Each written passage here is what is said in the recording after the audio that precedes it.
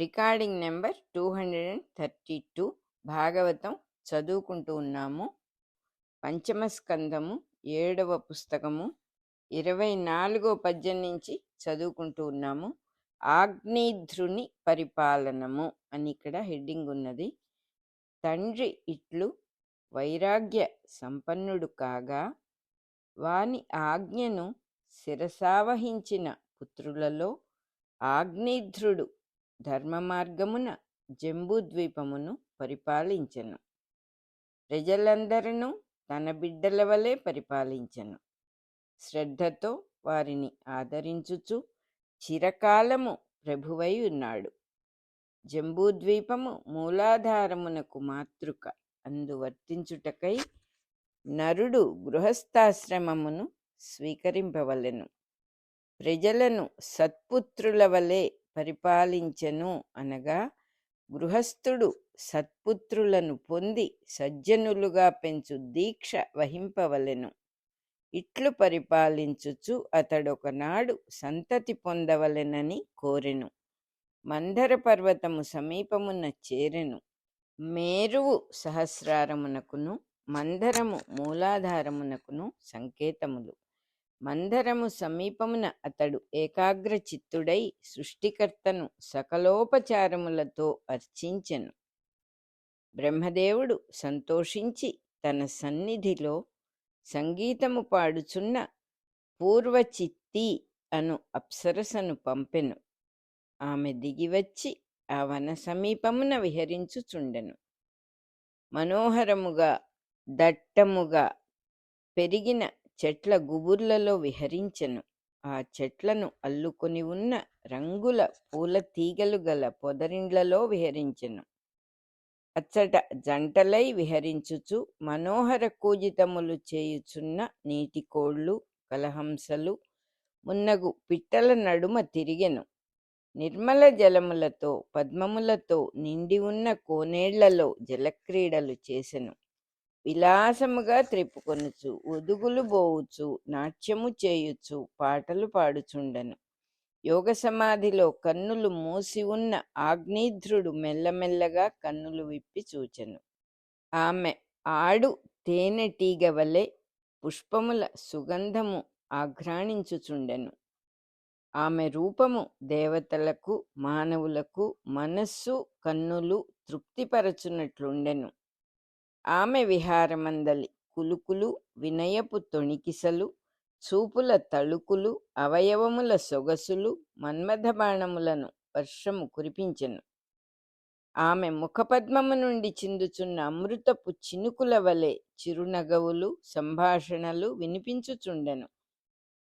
తుమ్మెదల గుంపుల వలె ముంగురులు ఎగురుచుండెను. చెరచెర నడచుచుండగా కుచములు, సన్నని నడుము, మొలనూలు అదరుచుండెను. ఆమెను చూచి చిత్తము చెలించి మన్మథ పరవశుడై మూఢుని వలె ప్రవర్తించుచు అతడిట్లనెను. ఇక్కడ బ్రాకెట్లో రాశారు, భౌతిక దేహ సృష్టి, గర్భధారణము, ప్రసవము అనున్నవి విశ్వహితములైన యజ్ఞములుగా సిద్ధింపచేసినది దక్షయజ్ఞము. ఇక మిగిలినది సౌందర్యోపాసనము, యవ్వన వయస్సు, శృంగార రసానుభూతి అనున్నవి. అవి లేనిచో సంతతి పొందునట్టి యజ్ఞమున ప్రసవ వేదన తప్ప మరి ఏ ఆకర్షణయూ లేదు. ఆకర్షణ లేనిచో జీవరాశులను ప్రజాసర్గమునకు వినియోగించుట సంతోషమైన పని కాదు. రోగులు మందులు మృంగినట్లు కర్తవ్య నిర్వహణ మొక్కటే మిగులును. చతుర్ముఖుడిచ్చట శృంగార రసమునకు, సౌందర్యమునకు, యవ్వన వయస్సునకు అధిదేవతగా ఒక అప్సరసను సృష్టించెను. దీనితో ప్రజాసర్గము ఒక ముద్దుముచ్చటగా జీవుల నడుమ జరిగిపోవచ్చున్నది. ఆగ్నేధ్రుడు పూర్వచిత్తిని వివాహమాడుట అని ఇక్కడ హెడ్డింగ్ ఉంది. నీవెవ్వరు, ఏమి కోరి ఈ పర్వతమునకు వచ్చితివి? ఈ వనదేవతవా, శారదవా, లేక మన్మధుడు ప్రసరింపజేసిన మాయవా? నా తపస్సు యొక్క సారమే నీ రూపమున వచ్చినదా? మన్మధుడెక్కుపెట్టి దించిన విల్లు ధరించి ఆ వేట మాని వనమృగములను చూచుచూ తిరుగుచుంటివా? నీ నిజస్వరూపము నాకెరుక పరపుము. నిన్ను చూచినంతనే నా మనస్సున మన్మధుడు ఉద్భవించెను. మన్మధుని బాణములవలే వాడిగా తళుకుమనుచున్న నీ దృక్కోణములు నా మనస్సును కలతపెట్టుచున్నవి. మన్మధుని సామగానములు చదువు శిష్యులవలే తుమ్మెదలు పాట పాడుచున్నవి. వానిపై పుష్పవృష్టి కురియుచున్నట్లు నీ వాలుజడపై నీవు ధరించిన పుష్పములు రాలి పడుచున్నవి. నీ కాలి అందెలు శబ్దము చేయుచుండగా ఆ శబ్దములు ధక్కానాదముల వలె నా గుండెలలో ప్రతిధ్వనించి అదటు పుట్టించుచున్నవి. కడిమి పూల రంగుతో ప్రకాశించుచున్న నీ వస్త్రకాంతిలో నుండి వెలికి ప్రకాశించుచున్న నితంబకాంతులు తరిమి నా కన్నులను కప్పుచున్నవి. నీ నడుము వెదకి చూచినను కనిపింపనంత సన్నముగా ఉన్నది. ఏనుగు కుంభస్థలముల వంటి ఈ స్తనములను ఆ నడుముపై ఎట్లు నిలుపుకొని నడుచుచుంటివి? కుంకుమ పువ్వుతో సుగంధము అలంకరించుకొనిన నీ వక్షస్థలము బిగువు సొంపు వర్ణింప నలవి కాకున్నది. ఏ లోకము నుండి వచ్చితివి? నేనే లోకమునను నీ రూపమును చూచుటగాని చెప్పగా వినుటగాని జరుగలేదు. నీ సుందరాకారము సౌకుమార్యము వినోదలీలలు మిక్కిలి మనోహరములు. నీవీ లోకమునకు వచ్చుట అపరిమితమైన నీ పుణ్య సంపద వలననే కావచ్చును. నీ చిరునవ్వు మొగము పలుమారు చూచి చూచి నేనాశలు పెంచుకొనుచున్నాను. మచ్చలేని చంద్రుని వంటి ఈ మొగము కాంతియుక్తమై భాషించుచున్నది. నీవు విష్ణు కళవు అని నాకు అనిపించుచున్నది. కర్ణభూషణములు తళుక్కుమనుచుండగా చక్రవాక పక్షుల జంటను చూచి భయపడి తిరుగాడుచున్న గండు మీనములతో నల్లని ముంగురులు అనబడు తుమ్మెదల గుంపులతో పలువరస కాంతులతో ఒక చక్కని కోనేటి శోభ వలె నీ మొగము రంజిల్లుచున్నది. పిల్లగాలికి కొంచెము తొలగుచున్న వస్త్రమును కూడా సవరించుకొనుట ఎరుగవు. చూపులను దిక్కులకు ప్రసరించుచుండగా తుమ్మెదలెగురుచున్నట్లున్నది. విడివడిన కేశములు మెడపై వ్యాపించుచుండగా ముడిపెట్టుకొనుట కూడా మరచి ఉన్నావు. ఈ బంతి ఆటపై ఇంత మక్కువతో పరిగెత్తుచున్నావు. తపోధనులగు వారి తపస్సులను నీ రూపమున కప్పిపుచ్చుచున్నావు. ఏమి తపస్సు చేసి ఈ చక్కదనమును సంపాదించితివి? పోనీ నాతో కూడి ఇచ్చట తపస్సు చేసి ఈ సంసారమును వృద్ధి చేయుము. చతుర్ముఖుడు ప్రత్యక్షమై నిన్ను నాకు వరముగా ఇచ్చెను అని నమ్ముచున్నాను. నిన్ను విడిచిపెట్టలేను. నీ చెలికత్తెలు కూడా నా పలుకులకు అంగీకారము తెలుపుదురుగాక. లేదా నీవెచ్చటికి బోదువో అచ్చటికి నన్ను కూడా కొనిపొమ్ము. ఈ విధముగా స్త్రీలను అనుకూలము చేసుకొను విధముగా వాచాలత్వము చూపగలిగిన ఆగ్నేధ్రుడు అనేక చిత్ర సంభాషణలు చేసెను. ఆ పూర్వచిత్తి అతని బుజ్జగింపులకు సమ్మతించెను. వీరశ్రేష్ఠుడైన అతని బుద్ధి, రూపము, శీలము, ఔదార్యము, విద్య, వయస్సు, సంపద అను లక్షణములకు లొంగిపోయెను.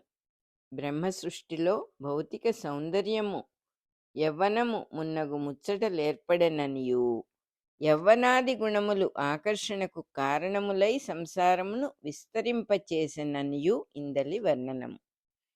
జంబూద్వీపమునకు అధిపతియగు ఆ రాజశ్రేష్ఠునితో కూడి ఆమె 100,000 సంవత్సరములు భూమిపై స్వర్గభోగములు అనుభవించెను. నరదేహధారులైన జీవులు శృంగారాది గుణములతో ఈ సృష్టికాలమంతయును మోహపడి జీవించుట నేర్చిరి అని అర్థము. భూమిని 9 వర్షములుగా విభజించుట అని ఇక్కడ హెడ్డింగ్ ఉన్నది. పూర్వచిత్తి వలన ఆగ్నేధ్రునకు 9 సంవత్సరములలో 9 మంది కుమారులు కలిగిరి. వారు హరివర్షుడు, ఇలావృతుడు, రమ్యకుడు, హిరణ్మయుడు, కురువు, భద్రాశ్వుడు, కింపురుషుడు, నాభి, కేతుమాలుడు అనువారు. ఆమె వారలను గృహమున విడిచి ఆగ్నేయుద్రుని కూడా విడిచి బ్రహ్మలోకమునకు పోయెను. మొదటి నరదేహధారులైన ఈ జంట ఈ భూమిపై 9 విధములైన నరజాతులకు కారణమైరి అని అర్థము. ఆగ్నేయుద్రుని పుత్రులు 9 మందియు తల్లి మహిమ వలన స్వాభావికమైన శరీర బలము కలిగి పెద్దవారైరి. తండ్రి అనుజ్ఞతో జంబూద్వీపమును 9 వర్షములుగా విభజించి ఒక్కొక్క వర్షమును పరిపాలించెను. వ్యక్తిగత భౌతిక శరీరమున వీరు 9 మందియు ప్రసవమునకు ముందున్న 9 మాసములు. ఆగ్నేయుద్రుడు పూర్వచిత్తి వలన పొందిన కామానుభవమున ఇంకనూ తృప్తి చెందలేదు. సృష్టి ఆది నుండి ఇప్పటి వరకును నరజాతి కామమునందు తృప్తి పొందకయే నిత్యనూతనముగా చిరించుచున్నది అని అర్థము. అతడిప్పటికిని పూర్వచిత్తినే తలచుచు వేదోక్తములైన కర్మలాచరించి దానికి సమానమైన లోకమగు బ్రహ్మలోకమున నివసించెను. తదనంతరము నాభి మొదలగు 9 మంది పుత్రులు మేరు పుత్రికలను 9 మందిని వివాహమాడిరి. అందు నాభి అనువాడు మేరుదేవిని వివాహమాడెను. కింపురుషుడు ప్రతిరూపను వివాహమాడెను. హరివర్షుని భార్య ఉగ్రదంష్ట్ర, ఇలావృతుని భార్య లత, రమ్యకుని భార్య రమ్య, హిరణ్మయుని భార్య శ్యామ, కేతుని భార్య నారి, భద్రాశ్వుని భార్య భద్ర. అందు నరశ్రేష్ఠుడైన నాభి సంతానము కోరి తానును భార్య అయిన మేరుదేవియు శ్రద్ధాసక్తులతో వాసుదేవుని పూజించిరి. ప్రవర్గములు అనబడు ధర్మములాచరించుచు శ్రద్ధతో పరిశుద్ధములైన ద్రవ్యములను సేకరించి సరి అయిన పూజా ప్రదేశమును ఏర్పరచుకొని సరి అయిన కాల నిర్ణయము చేసుకొని చక్కని మంత్రజ్ఞానము కలిగిన ఋత్విక్కులను మంచివారిని ఎన్నుకొని పుష్కలముగా దక్షిణలనొసగి విధి విధానముగా ఆరాధించి విష్ణుదేవుని మెప్పించిరి. నిత్య జీవితమునందు గృహస్థాశ్రమమునకు కావలసిన చక్కని వస్తు సామగ్రిని సమకూర్చుకొనుట, పరిశుద్ధమైన ప్రదేశము, గృహక్షేత్రాదులను ఏర్పరచుకొని జీవించుట, శ్రద్ధతో ఇల్లు వాకిలి తీర్చుకొనుట మున్నగు క్రమబద్ధమైన ప్రవర్తనకు కావలసిన శాస్త్రములనన్నిటినీ నరజాతి కనిపెట్టెను అని అర్థము. ఇంకను ఏ ద్రవ్యములు ఆహార విహారములకు ఆరోగ్య వృత్తికి పనికివచ్చునో, ఏ ద్రవ్యములు పనికిరావో, ఏ ప్రదేశములు విహారయోగ్యములో, ఏవి కావో, ఏ కాలములు అనుకూలములో, ఏవి కావో తెలుసుకొను శాస్త్రములను కూడా కనిపెట్టిరి. పనులు చేసి పెట్టుటకెవరు నమ్మకమైన వారో ఎవరు కారో తెలుసుకొని ఏ విధానమున గృహస్థులు పనులు చేయించుకొనవలెనో, ఎవనికెంత ప్రతిఫలము ఎట్లు ముట్టవలెనో అను విషయములను లెక్కలును నేర్చుకొనిరి. ఈ శాస్త్రాదులను సక్రమముగా వినియోగించుకొనుచు వైరాగ్యముతో నారాయణునకు సమర్పణముగా కర్మలాచరించి తరించు విద్యను కూడా నేర్చిరి. వారి శ్రద్ధాభక్తులకు సంతసించి భక్తవత్సలుడైన నారాయణుడు స్వయం సంపూర్ణమైన అవయవ సౌష్ఠవముతో యజ్ఞస్వరూపమైన నాభి హృదయమున తన మూర్తిని దర్శింపచేయ సంకల్పించెను. పరిపూర్ణమైన అవయవ విభాగముతో నరదేహములు పుట్టుటకు మాతృకగా నారాయణుడొక రూపమును నిర్దేశించి భూమికిచ్చెను. ఆ రూపము ఈ దిగువ వర్ణించబడుచున్నది.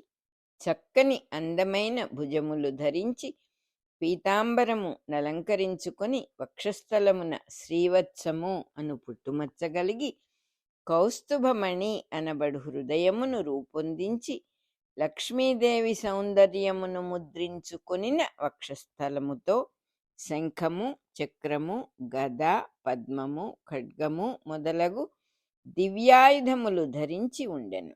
నవరత్నమయమైన బంగారు కిరీటము తళుకు మనుచు దిక్కులకు కాంతులను ప్రసరింపచేయుచుండెను. చెవులకు కుండలములు, నడుమునకు మొలనూలు దాల్చెను. రత్నాలు తాపిన బంగారు హారములు కేయూరములు నూపురములు మొదలగు భూషణములన్నీయూ ధరించి ఆ దంపతులకు ప్రత్యక్షమయ్యెను. అతడు వారికి చతుర్భుజుడుగా భాషించెను. చతుర్భుజుడు అష్టభుజుడు అను పదములు పురాణ కవి సమయమున అహోరాత్రాదులయందలి వేళలకు సంకేతములు. కాలస్వరూపుడైన విష్ణువు సూర్యోదయ సూర్యాస్తమయములు అర్ధరాత్ర మధ్యాహ్నములు అనబడు చతుర్భుజములతో అహోరాత్ర స్వరూపుడై భాషించును. అమావాస్య పూర్ణిమ శుక్లాక్షమి కృష్ణాక్షమి అను చతుర్భుజములతో ఏడేసి దినములు ఒక వారము చొప్పున మాసస్వరూపుడై భాషించును. ఉత్తరాయణము దక్షిణాయనము ఉత్తర విషువము దక్షిణ విషువము అను చతుర్భుజములతో సంవత్సర స్వరూపుడై వెలుగొందును. ఇందలి వివరములన్నీయును ఈ పంచమస్కంధమున ద్వితీయాశ్వాసమున 83వ పద్యము నుండి 94వ పద్యము వరకును వర్ణింపబడిన జ్యోతిశ్చక్రమూర్తియందు వివరింపబడును. ఇట్లు ప్రత్యక్షమైన పరమేశ్వరుని చూచి పెన్నిధి చూచిన పేదల వలె అచ్చటి వారందరునూ శిరస్సులు వంచి నమస్కరించి ఇట్లు స్తుతించిరి. నీవు పరిపూర్ణ స్వరూపుడవై ఉండియు మా పూజలను నిరాదరింపక మన్నించితివి. పెద్దలు నియమము చేసిన విధమున మేము నిరంతరము నీ చరణారవింద సేవ చేసికొందుము. మేమిప్పుడు నిన్ను స్తుతించుచున్నామన్నచో నీ మహిమ తెలిసి కాదు. పెద్దలు మాకుపదేశించిన దానిలో మేము గ్రహింపగలిగిన దానిని అనుసరించి నీ తత్వముగా స్తుతించుచున్నాము. భాగవత మార్గము ఉపదేశించిన పెద్దలు ఈ భూమిపై జీవరాశుల రూపములన్నీయు విష్ణుని క్రీడారూపములే అని చెప్పుదురు. అందు నరదేహ రూపము భగవంతుని పరిపూర్ణ స్వరూపమునకు సజీవ విగ్రహ రూపమని ఉపదేశింతురు. అట్టి దేహధారులను పరమేశ్వరుని విగ్రహములుగా సేవించుకొనుచు జీవించుటయే వారి పరమావధి. అనగా మానవ సేవయే మాధవ సేవ అను వాక్యము వారికి ఉపాసనా మంత్రమే గాని కేవలము ఉపచార వాక్యము కాదు. స్వామి, నీవు సంసారమునంద ఆసక్తి చెందిన మనస్సులు గల వారికి వశుడవు కావు అందురు. హృదయములలో ఈశ్వరుడవై వసించుచు ప్రకృతి పురుషుల కన్నా భిన్నముగా పురుషోత్తముడవై ఉన్నావు. ఈ లోకమందలి నామములును రూపములును నీవియే అయినను నీకు సంబంధించక ప్రపంచమునకు సంబంధించినట్లు నామరూపములను మా ఇష్టాయిష్టముల ప్రకారము వాడుకొను మూర్ఖులమైన మాకు నీ తత్వము నిరూపించుట సాధ్యమా? సమస్త జీవులకును కలిగిన పాపములను తొలగింపగల సామర్థ్యము నీ గుణగణములకు ఉన్నది. అందు మాకందిన గుణములను ధ్యానించి అభ్యాసము చేసుకొనుటకు యత్నింపగలము గాని నీ గుణములను చర్చించి నిరూపింపగలమా? నీ భక్తులు నీయందలి భక్త్యావేశములతో పెద్దగా స్తోత్రములు చేయుచుండగా వారి గద్గద కంఠముల నుండి వినిపించిన కొన్ని అక్షరములను మేము కూడా కూడబలుకుకొని మిమ్ము స్తుతింపగలుగుచున్నాము. నీకు మేమేమి సమర్పణ చేసి పూజింపగలము? జలములు అంజలి పట్టగలము. కొన్ని లేత చిగురుటాకులను తులసీదళములను నవనవలాడు పచ్చికను దోసిలి పట్టి నీకర్పింపగలము. నీవు దానితోనే సంతుష్టి చెందుచున్నావు. దేహమందున్న నారాయణునకు అతిథి రూపమున పూజ్యభావము వహించి మంచినీరు గాని కాయగూరలు గాని భోజన పదార్థములను గాని పెట్టగలము. పాలిచ్చు పశువుల రూపమున ఉన్న నారాయణుని చూచి ప్రేమతో గుప్పెళ్లతో పచ్చగడ్డి పెట్టగలము. దానికే ఆ జీవుల రూపమున అతడు సంతోషించుచున్నాడు. ఇట్టి భావనయే భాగవత సంప్రదాయమైన పూజా విధానము. ఇది లేనప్పుడు రాతి విగ్రహములు కర్ర విగ్రహములను పూజించినను దంభమే అగును అని తృతీయ స్కంధమున వివరింపబడినది. నీయందు భక్తి లేని వారు విలువగల ద్రవ్యములను వైభవోపేతములైన భోజన భాజనాదికములను సుగంధ ద్రవ్యములను ఆభరణములను పెట్టి పూజించినను అశ్వమేధాది యజ్ఞములు చేసినను నీవు సంతోషింపవు. నీవు స్వాభావికముగానే సర్వకాలములయందును సర్వరూపములతో ప్రత్యక్షమగుచున్నావు. ఇంతకన్నా వేరుగా ప్రత్యక్షమగుట ఎట్లుండును? మా పురుషార్థముల స్వరూపమున మా యందు ప్రసన్నుడవగుచున్నావు. మా హృదయముల ఆనందము రూపమున మా యందున్నావు. యజ్ఞయాగాదుల యందు నీకు తృప్తి లేదని మేమెరుగుదుము. అయినను ఈ పూజలు ఉత్సవములు మేము చేయుచుండుట, యజ్ఞములను ఆచరించుచుండుట వలన మా కోరికలు తీర్చుకొనుటకే నీవు ఏర్పాటు చేసితివి. మా మేలు మేమెరుగని మూర్ఖులము. నీవే దయతో పరిపాలించుచు మేము కోరినవి కాక మాకు కావలసిన వాని నిచ్చుచున్నావు. ఇహము పరమునకు సంబంధించిన సకల సుఖముల విషయమునను నీవిట్లే అనుగ్రహించుచున్నావు. ఇప్పుడు మేము నిన్ను పూజించితిమి గనుక నీవనుగ్రహము చూపితివి అనుట మూర్ఖత. మేము పూజింపకున్నను అధికమైన కృపాకటాక్ష వీక్షణములతో మమ్ము చూచి ప్రసన్నుడవై కరుణించితివి. నిన్ను కనుగొనున్నట్టి స్తోత్రము చేయగలుగుట మా తరమా? పరోపకార రూపమైన దైవ పూజ భాగవతుల మార్గము. పరోపకార బుద్ధి లేని వారికి కూడా భగవంతుడే జీవుల రూపమున ప్రత్యక్షమగుచున్నాడు. వారికి తగిన విధమున వారి ఎడల ప్రవర్తించి కర్మఫలముల రూపమున సన్మార్గమును ఉపదేశించుచున్నాడు.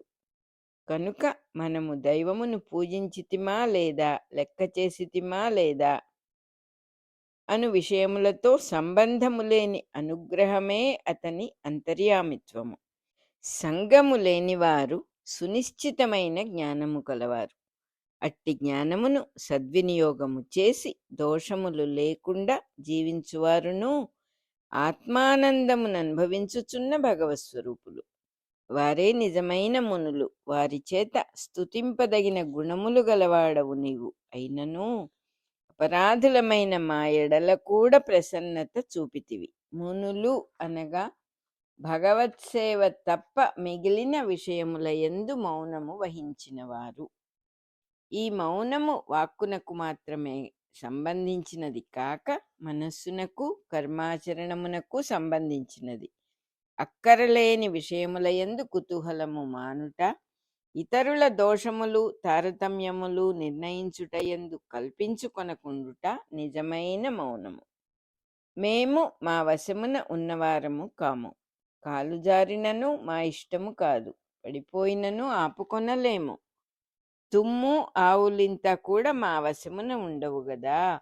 జ్వరము వచ్చినను మరణము వచ్చినను మా దేహముపై మాకేమి అధికారమున్నది? ఇట్లు వశము తప్పిన జీవితములు గల మాకు కల్మషములను నశింపచేయగలిగిన నీ దివ్యనామములు మనస్సున నిలబడుగాక. ఈ రాజర్షి అయిన నాభి సంతతిని కోరి నీతో సమానుడైన కుమారుని కాంక్షించి తపస్సు చేసినవాడు. నీవు కోరికలు గలవారికి స్వర్గ సుఖములను, వైరాగ్య సంపన్నులకు మోక్షమును ప్రసాదింపగలవాడవు. ధనమున కాశపడిన వాడు ధనవంతుని చేరి ఊకను దానమిమ్మని కోరుకున్నట్లు మోక్షనాథుడవైన నిన్నితడు సంతతిగా కోరుకొనుచున్నాడు. జీవులకు కావలసిన వానిని సృష్టి రూపమున భగవంతుడు ఎప్పటికప్పుడు సమకూర్చుచునే ఉన్నాడు. అయినను నరుడు కోరికలు కోరుచునే ఉన్నాడు. అప్రయత్నముగా నొసగబడుచున్న వానిని నోరు తెరచి కోరుకొనుట వెలితిపడుటయే కదా.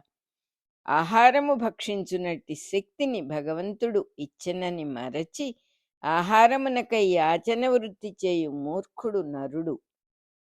అట్లే సంతానాదులు కోరి దైవ పూజలు చేయుటను మానకున్నాడు.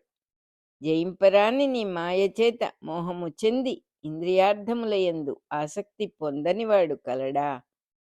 ప్రయోజనములను కోరి మదముచే కన్నుగానని మేము నిన్నాహ్వానము చేయుటయే అపరాధము.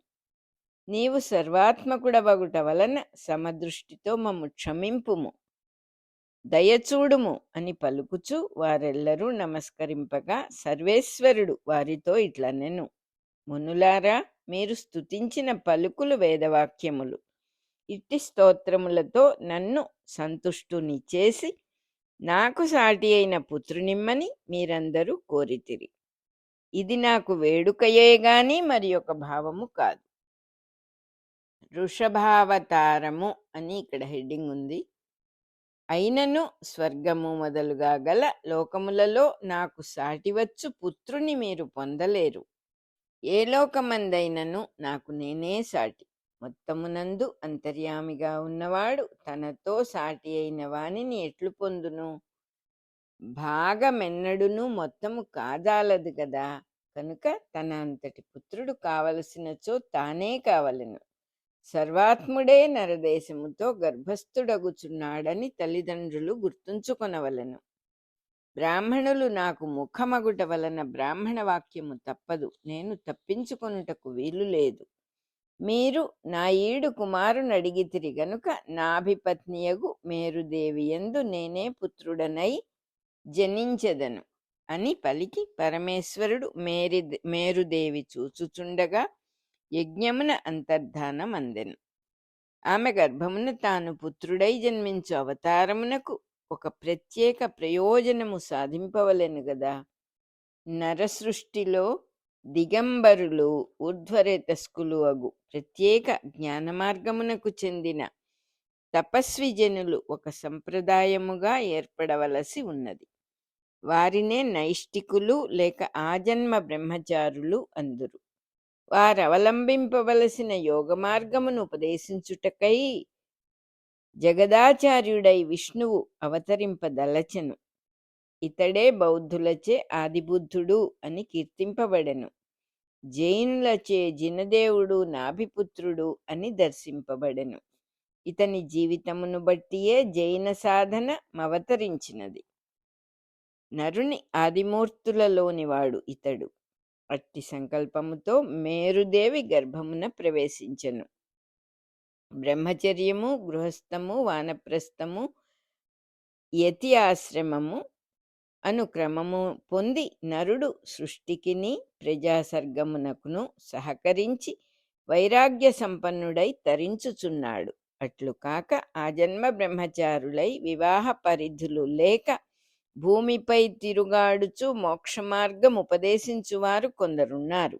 వారు నారదాదుల వలె పరమగురువులైన కావచ్చును, లేక సృష్టి పరిణామ క్రమమున కర్తవ్యములను నిర్వహించిన వెనుక కర్మశేషము లేకయే స్వచ్ఛందముగా జన్మలలోనికి లోకహితార్థమై దిగివచ్చువారైన కావచ్చును.